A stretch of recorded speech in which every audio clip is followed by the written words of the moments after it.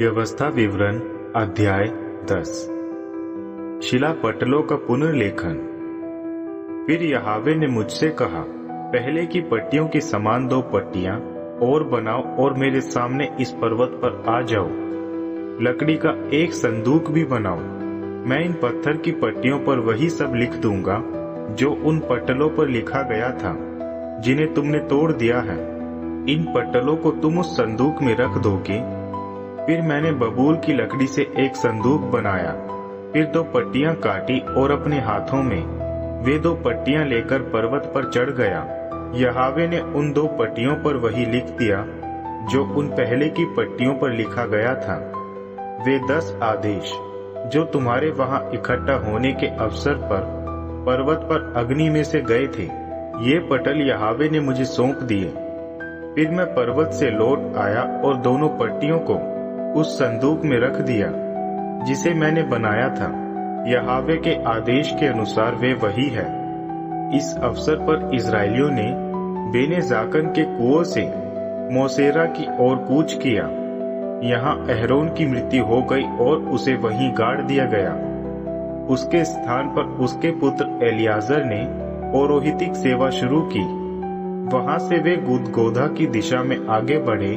फिर गुदगोधा से योतबाथा की ओर, यह नदियों की भूमि थी। इस अवसर पर यहोवा ने यह तय कर दिया कि लेवी गोत्र के लोग ही यहोवा की वाचा का संदूक उठाया करेंगे। वे ही यहोवा की उपस्थिति में ठहरे रहेंगे कि उनकी सेवा करें और उनकी महिमा में उनके गीत गाया करें, जो आज तक होता आया है। यही कारण है कि लेवी गोत्र के लिए ना तो कोई भाग दिया गया है और ना ही उनके भाइयों के साथ उनकी कोई मिरास है। खुद यहोवा इस वंश की मिरास है, जैसी प्रतिज्ञा यहोवा तुम्हारे परमेश्वर द्वारा की गई थी। पहले की अवधि के समान मैं पर्वत पर 40 दिन और 40 रात ठहरा रहा। इस अवसर पर भी यहोवा ने मेरी प्रार्थना सुन ली। उन्होंने तुम्हें नाश करने का विचार ही त्याग दिया। तब यहोवा ने मुझे आदेश दिया, इन लोगों के अगुवे होकर यात्रा शुरू करो कि वे उस देश में प्रवेश करके उस पर अधिकार कर ले, जो देश इन्हें देने की प्रतिज्ञा मैंने शपथ के साथ उनके पूर्वजों से की थी। यहोवा के प्रति श्रद्धा और भय। तब इस्राएल तुमसे यहोवा की क्या अपेक्षा है, इसके अलावा कि तुम यहोवा अपने परमेश्वर के प्रति श्रद्धा और भय का भाव रखो, उनसे प्रेम करो।